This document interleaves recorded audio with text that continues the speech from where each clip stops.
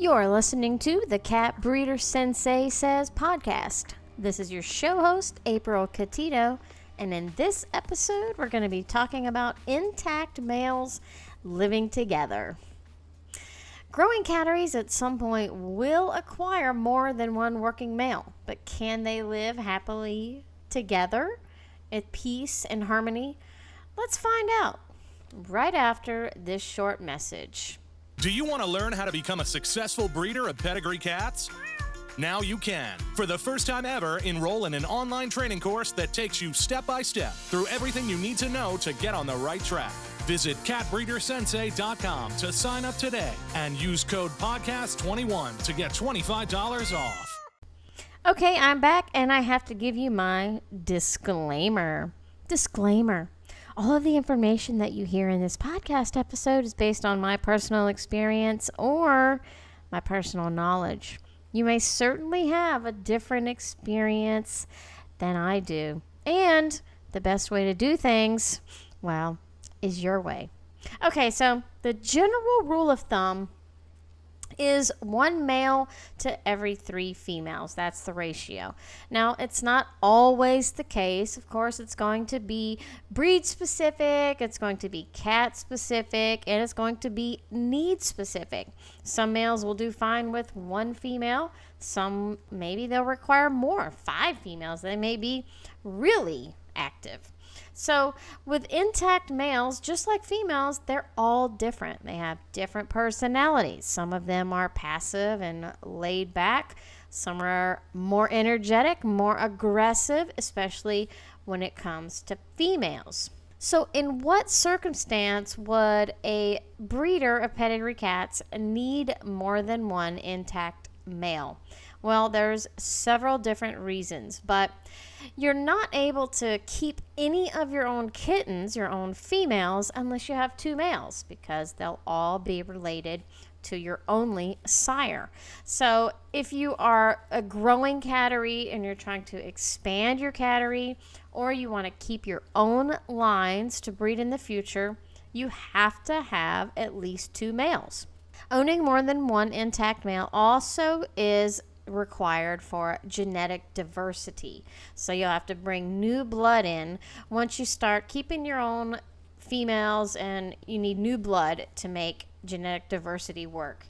So for me, it was time for me to acquire a new male, a second breeding male, whenever I was ready to start keeping my own kittens and building my own lines inside my cattery. So I could breed females to 1 male and keep the offspring and mate her with the second male, and vice versa. So I could go back and forth. And you can do that until, they're too closely related and you're not able to do that anymore. So 1 generation.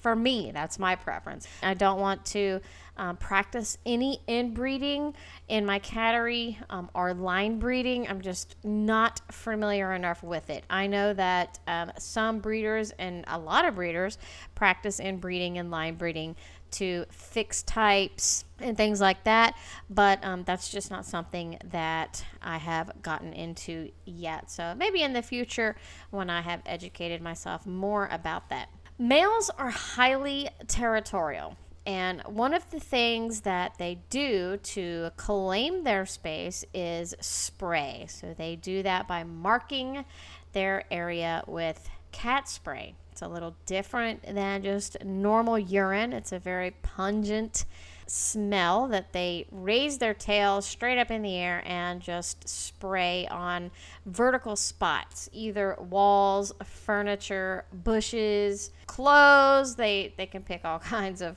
nice things that they can spray on. But that's one of the things that they do to claim their territory and mark their space. They do this also to let the girl know that they're there and they're ready to mate. And it's a very unique and identifying smell that the females are familiar with. So do all intact males spray? No, they don't.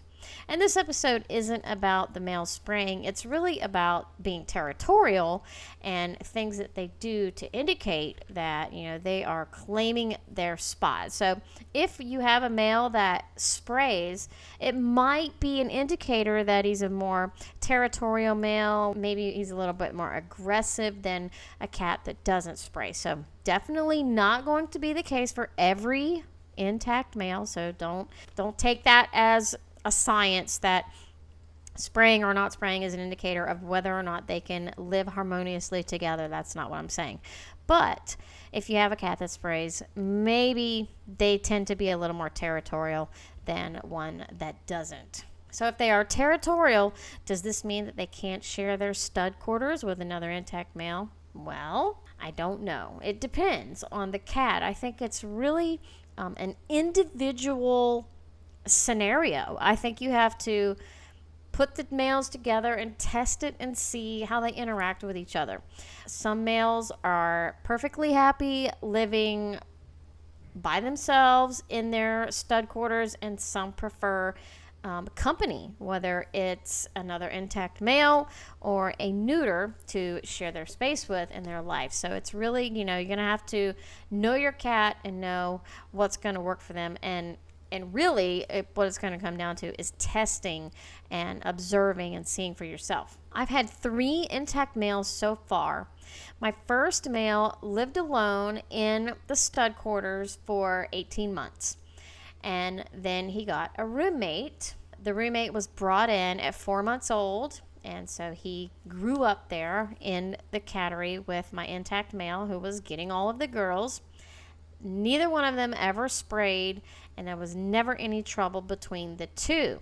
I retired the original male at 2.5 years old once the new boy had proved himself as a sire. So once he left, the new boy lived by himself until he was 20 months old, and then I got him a roommate.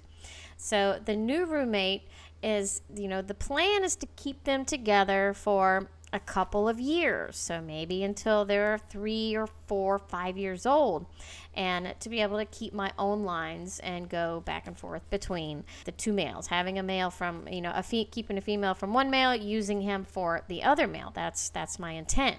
So far, the new male is 9 months old, and I have not had any issues. They are getting along fine.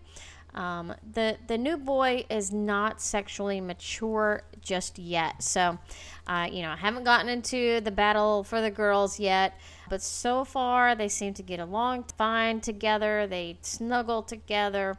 I don't see any bickering or hostility between them at all. So far, so good. Nobody's spraying. Nobody is fighting. That does not mean that scenario is not going to change for me in the future. And if it does, I'll have to make a decision at that time on, what to do. I only have 1 intact male space that 2 can share. So, I'll have to make the decision then whether or not I'm going to, continue to keep 2 or just go back down to 1 until I have the opportunity to have more space. So maybe I'm just lucky so far. I don't know. I think I'm totally lucky when it comes to no spraying and no fighting between my intact males. They're in a shared space, and I think this is really, I just kind of go with, what I'm seeing. I think that them being able to see my females, know that they're there, know that they are just across the gate, and they can smell the females and see them and watch their body language. I just think that helps with keeping the spraying down. I could be wrong. I don't know. But I have another breeder who I am currently mentoring and working with, and she set her cattery up exactly like mine. She has 2 males. She built, it's like a sliding door, but they can see through it. They can smell each other, and they kind of interact, but they cannot get to the females. They just know they're there. It's very visual. She has not had any issues with the males fighting or spraying either, and they are both about 1 year old to this point. So I know that can change. I have another friend who had 2 males living together, intact males, and they did absolutely wonderful. until they were about 2.5 years old. Now, these cats grew up together from babies, and they grew up together and shared the space. And then one day, something triggered one of them, or both of them, and they got into a big old cat fight. She had to throw towels on them and separate them, and it ended up really ugly. They had scars, it was a bad fight. They scratched each other, and she had to take one to the vet. And she says never again will she put two intact males together to live in the same space.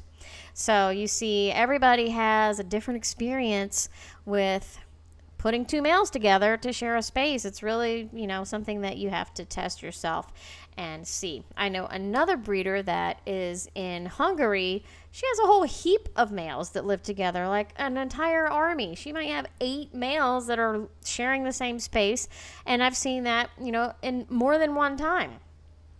Do they fight? Probably.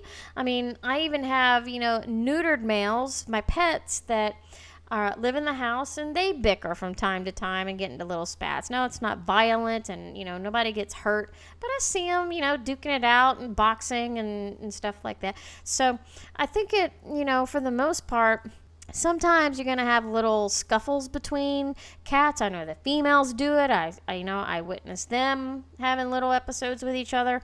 So it's part of, cats living together probably to have little tuffles, should I say. But if it becomes dangerous and they're hurting each other, harming each other, or causing stress, then that's something that you want to address and, separate them and decide what to do at that point. So one of the things that I think is important when it comes to intact males living together is introducing any newcomers when they're very young, say 4 to 5 months old. So if you have an adult male and you're thinking about adding a second one, get the new boy when he's young, when he's a kitten, and do the very slow introduction period for your new male. Don't just throw him in there and expect them to, accept that. That really doesn't happen too well with any cat. So do a very slow and gradual introduction period between the new male and your resident male so that he doesn't feel intimidated. He doesn't think that the new kitten is there to take his resources, and eventually introduce them into the same space and see how the posturing goes and make sure that they're going to be friendly with each other and, take it from there. If they can grow up, get used to each other, and not feel a threat, then hopefully these two males can live together harmoniously for as long as you need them to. And that is, that's really awesome because they have a companion there and, they're not there living by themselves. Make sure that each of your males have their own resources. You give them equal attention and they get their share of females. So once, both of your kittens or your cats are of mature age and they're ready to mate, you have to kind of plan it out. If you have 2 males, then you need enough females to be able to go around and keep both of these males happy, and so they're not getting jealous and start to fight each other. Let me also recommend having a Feel Away plug-in. To me, it's a remarkable calming pheromone. That's great for multi-cat environments, especially intact males. I definitely have one in my cattery on the boy side. I have one on the girl side. I have them in my home because I have multiple cats living together inside my home. To me, I think they're awesome. I know not everyone agrees with the Feel Away, but if I'm running out of Feel Away or it's empty, I can tell. Like, that's when I see some scuffles going on and maybe a little bit of tension and they're, kind of bowing up at each other and stuff. The ones especially that are a little more sensitive, I can tell. I can tell when my Feel Away is out. And I'm like, okay, we must be out of Feel Away. I go over there. Sure enough, my Feel Away jar it's empty, and I put a refill in, and things start to calm down within a day or 2. So try the Feel Away plugins and see what you think. See if you think they are helpful in reducing stress. I mean, you probably know by now that stress is one of the worst things that can happen to a cat or in your cattery. So the more you can do to reduce and combat any stressful situation, the better off your cats are going to be all around. They're going to be mentally happy, they're going to be physically happy, and that's going to make for a very pleasant experience in your cattery. As soon as you add a stressor in, let's say two cats that don't get along, whether it's intact males or females, then it raises the stress level really for everybody, not only the cats but for you as well. And you want your boys to be happy and stress free. So if that means they're happier with a friend, then that is great. Trial and error is going to be the only way to test this in your cattery and see what works for you and for your boys. My hope for you is that you are able to have your two males or more, if you need them, to live together and peace and harmony, and you can start keeping your own kittens and start building your own lines and start working on your lines and your cattery and your name and your pedigrees. And I think that's what we all strive for, is to create a legacy with our name on it that will live on forever. These kitties live on and they carry on the names, and the pedigrees is really what does that for us. So if you want to learn more about space requirements and cattery design, specifically for males, it's in the complete guide to breeding pedigree cats, which you can find on catbreedersensei.com. If you used the code podcast21, you can get $25 off of the course. As always, I want to thank you very much for listening to our podcast episode today. If you liked the episode and you found it helpful, please leave us a review on the podcast platform that you prefer, and be sure to subscribe so you don't miss the next episode of Cat Breeder Sensei Says. Until next time, you guys make good choices, and I'll be seeing you later. Bye.